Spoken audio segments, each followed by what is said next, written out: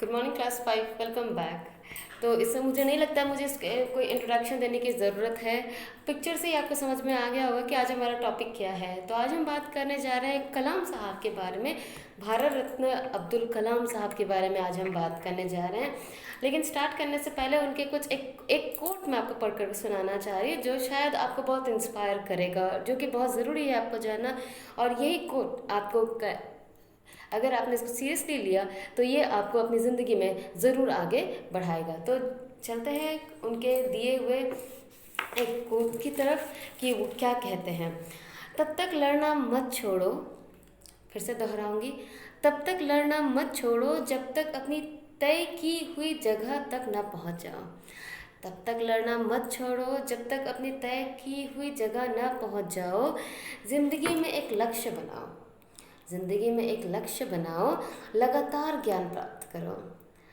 ज़िंदगी में एक लक्ष्य बनाओ, लगातार ज्ञान प्राप्त करो, कड़ी मेहनत करो और महान जीवन को प्राप्त करने के लिए दृढ़ रहो। यानी तभी मंजिल आपके पास है, सफलता आपके पास है। तो बात करते हैं अब्दुल कलाम साहब के बारे में। देखते हैं ये पाठ हमें क्या संदेश देता है, कलाम साहब के बारे में क्या बताता है ये पाठ हमें कलाम साहब के बारे में। तो शुरू करते हैं कलाम साहब के बारे में। तो कलाम साहब जो थे वो विविध प्रतिभा के धनी थे। विविध प्रतिभा के धनी का मतलब होता है इनके अंदर काफ़ी टैलेंट था, काफ़ी टैलेंटेड इंसान थे ये। और इनका जन्म तमिलनाडु के प्रसिद्ध रामेश्वरम में 15 अक्टूबर 1913 को हुआ था। इनके पिता का नाम जैनुलाब्दीन था और माता का नाम आशियम्मा था। इनकी माता जो थी वो काफ़ी धार्मिक तथा दयालु प्रवृत्ति की थी। और कलाम साहब का बचपन जो था वो काफ़ी संघर्षपूर्ण भी था। काफ़ी स्ट्रगल करना पड़ा इनको अपनी ज़िंदगी में, अपने बचपन में काफ़ी स्ट्रगल करना पड़ा। इनके बचपन जो था वो काफ़ी इतना आसान नहीं था। काफ़ी काफ़ी दुखों से वो गुज़रे, काफ़ी स्ट्रगल से वो गुज़रे। कुछ छोटी छोटी चीज़ों के लिए उन्हें इंतज़ार करना पड़ता था। कहते हैं कि 4 बजे सुबह उठ करके वो गणित के ट्यूशन पढ़ने के लिए जाया करते थे। 4 बजे सुबह वो उठ जाया करते थे, जहाँ सारी सारी दुनिया चैन की नींद सोती थी। उस वक्त कलाम साहब 4 बजे सुबह उठ करके गणित का यानी कि मैथ्स का ट्यूशन पढ़ने के लिए जाया करते थे।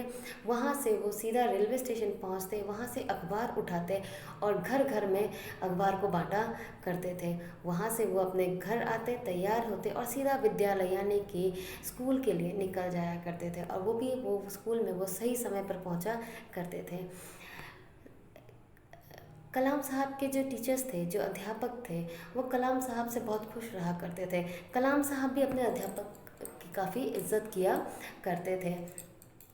कलाम साहब के एक टीचर हुआ करते थे जिनका नाम था सुब्रमण्यम। उन्होंने एक चैप्टर पढ़ाया था, एक लेसन पढ़ाया था, एक पार्ट पढ़ाया था जिसका नाम था पक्षी। यही वो लेसन था, यही वो पार्ट था जिनको सुन करके, जिनको पढ़ करके, यही एक पार्ट था जो उनके ज़िंदगी का एक प्रेरणा स्रोत बना, एक इंस्पिरेशन बना, एक मोटिवेशन बना, जो उनको अपनी ज़िंदगी में आगे ले गया।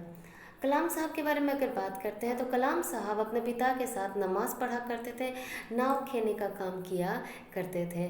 मतलब कि अगर कहा जाए तो कलाम साहब जो थे वो भरपूर समय अपने परिवार को भी दिया करते थे, अपने काम को सही ढंग से किया करते थे। सही सभी सभी जितने भी काम हो, सभी कामों को वो निर्धारित समय पर किया करते थे। अब हम चलते हैं कलाम साहब के पढ़ाई की और किस तरह से उन्होंने अपनी शिक्षा पूरी की। तो उन्होंने रामेश्वरम से अपनी प्राथमिक यानी कि प्रारंभिक शिक्षा आरंभ की थी। ठीक है। रामानंतपुरम से उन्होंने स्वाट्स विद्यालय से मैट्रिक की परीक्षा पास की। फिर तिरुचिरापल्ली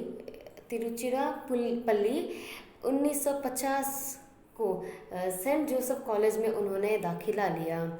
वहाँ पर उन्होंने भौतिक ज्ञान तथा गणित का विषय लेकर बीएससी की परीक्षा पास की। फिर उन्होंने एमआईटी की इंजीनियरिंग कॉलेज में परीक्षा दे करके दिए, जहाँ पे वो पास भी हो गए। और पास होने के बाद आगे की पढ़ाई करने के लिए, पास तो हो गए, कॉलेज में उनका एडमिशन भी हो गया, लेकिन फ़ीस देने के लिए उनके पास पैसे नहीं थे। तब उनकी बहन जिनका नाम जौहरा था, उन्होंने अपने आभूषण यानी कि अपने ज्वेलरी को उन्होंने बेच दिया और उनके पैसों से उन्होंने अपनी पढ़ाई पूरी की। एमआईटी से कलाम ने एरोनॉटिकल इंजीनियरिंग की एरोनॉटिकल इंजीनियरिंग का कोर्स कंप्लीट किया और उसके बाद जो वो बाहर निकले तो उन्होंने as a assistant aeronautical engineer के पद पर उनकी नियुक्ति हुई थी। असिस्टेंट एरोनॉटिकल इंजीनियर के पद पर उनकी नियुक्ति हुई थी, जहाँ पर उनकी मुलाकात प्रसिद्ध वैज्ञानिक डॉक्टर साराभाई विक्रम साराभाई से हुई थी, जहाँ पर उन्हें मिसाइल बनाने के काम में लगाया गया था, जहाँ पर कलाम साहब को मिसाइल को बनाने के काम के लिए सौंपा गया था। हैदराबाद के DRDL में उन्होंने कई वैज्ञानिकों और इंजीनियरों के साथ काम किया। उन्होंने अपनी ज़िंदगी में कई वैज्ञानिकों तथा इंजीनियरों के साथ काम भी किया। बहुत ही परिश्रम के बाद मैं इससे रिलेटेड एक आपको वीडियो भी एक सेंड करूँगी। आप जब उस एनिमेटेड वीडियो को देखोगे तब आपके डाउट और भी ज़्यादा क्लियर होगा। तो वहाँ पर उन्होंने कड़ी मेहनत की, काफ़ी अथक मेहनत की, बहुत कड़ी परिश्रम के बाद उन्होंने देश के लिए, भारत देश के लिए 5 मिसाइल बनाए, जिनमें से प्रमुख मिसाइलों में से है अग्नि, त्रिशूल, पृथ्वी, नाग, ब्रह्मोस। ठीक है, ये मिसाइल का निर्माण उनके कार्यकाल में संभव हो पाया था। कलाम जी के कार्य के लिए उन्हें सम्मान प्राप्त हुआ है, उन्हें कई सम्मान प्राप्त हुए हैं। राष्ट्रीय एकता के लिए 1997 में, याद रखो 1997 में इंदिरा गांधी पुरस्कार उन्हें मिला है।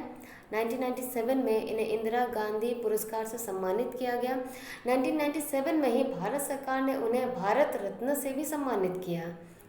1997 में उन्हें इंदिरा गांधी पुरस्कार मिला, साथ साथ भारत रत्न से भी इन्हें सम्मानित किया गया था। उनकी अनुशासन प्रियता का मतलब होता है उनके डिसिप्लिन लाइफ, ठीक है, सेवा भावना के गुणों के कारण 25 जुलाई 2002 को भारत के 11वें राष्ट्रपति बनने का गौरव भी प्राप्त हुआ। कहते हैं इस तरह के राष्ट्रपति आज तक कभी कोई नहीं आए होंगे, लेकिन इनके जैसा टैलेंटेड और इनको जितना लोगों ने माना, ऐसा बहुत ही विरले होंगे जो इस तरह से आए होंगे। कहते हैं कलाम जी को बच्चों से बहुत प्यार था और कहीं ना कहीं वो हर एक बच्चे को अपनी ज़िंदगी में आगे बढ़ने के लिए इंस्पायर किया करते थे, मोटिवेट किया करते थे। वे बच्चों को सपने देखने तथा उन्हें पूरा करने का संदेश भी दिया करते थे, जो कि मैंने आपको चैप्टर के स्टार्टिंग में ही बताया था। 27 जुलाई 2015 को शिलोंग में दिल का दौरा पड़ने के कारण उनकी मृत्यु हो गई। अब्दुल कलाम भारतीय इतिहास के ऐसे महापुरुष हुए जिनसे लाखों लोगों को प्रेरणा लेते रहेंगे। भारत की वर्तमान पीढ़ी ही नहीं, आने वाली पीढ़ी भी उनके व्यक्तित्व से, उनके पर्सनालिटी से, उनसे प्रेरणा लेती रहेगी। भारतवर्ष की जनता इस सपूत को हमेशा याद रखेगी और उस पर गर्व भी किया करेंगी। इससे रिलेटेड मैं आपको और एक बात बताना चाहूँगी। कहते हैं कलाम साहब का जब टेन्योर पूरा हुआ एज अ राष्ट्रपति, उनका जब टेन्योर पूरा हुआ तो कहते हैं कि जब वो वहाँ से निकले, अपने उस बंगले से निकले, तो उनके हाथ में सिर्फ एक सूटकेस था जिसमें उनके कुछ कपड़े थे। ठीक है, इतने सीधे थे वो। दूसरा कहते हैं कि जब वो दिल्ली में थे तो उनके कुछ रिश्तेदार उनसे मिलने के लिए आए थे, तो बाकायदा वो चाहते तो भाई राष्ट्रपति है, उनको तो बहुत सारी गाड़ियाँ मिल जाएंगी, लेकिन कहते हैं कि वो उन्हें नॉर्मल गाड़ी में, मेट्रो में या ट्रेन में या जो टैक्सी होता है उनमें अपने रिश्तेदार को घुमाया था। तो इस तरह के लोग बहुत ही विरले होते हैं, बहुत कम देखने को मिलते हैं। ऐसे इंसान को हमारा शत नमन है। और कलाम साहब से सिर्फ एक ही बात है कि आप बहुत कुछ सिखा गए इस युवा पीढ़ी को, और हम आपको हमेशा याद रखेंगे और आपके नक्शे कदम पर चलने का संकल्प भी लेते हैं। तो ये था इस पाठ में। और एक चीज़ मैं आपको बता दूं, इस पाठ में हम थोड़ा नए शब्द भी पढ़ लेते हैं। तो पहला वाला है प्रतिभा, प्लीज़ रिपीट आफ्टर मी। प्रतिभा। दूसरा है आभूषण, हम कहते हैं इसको आभूषण। तीसरा है नियुक्ति, तीसरा शब्द है नियुक्ति। चौथा है प्रेरणा। फिर है व्यक्तित्व। व्यक्तित्व, ठीक है। फिर है महापुरुष, महापुरुष। फिर है पीढ़ियाँ, पीढ़ियाँ। फिर है गर्व। That's all for the day. Thank you so much.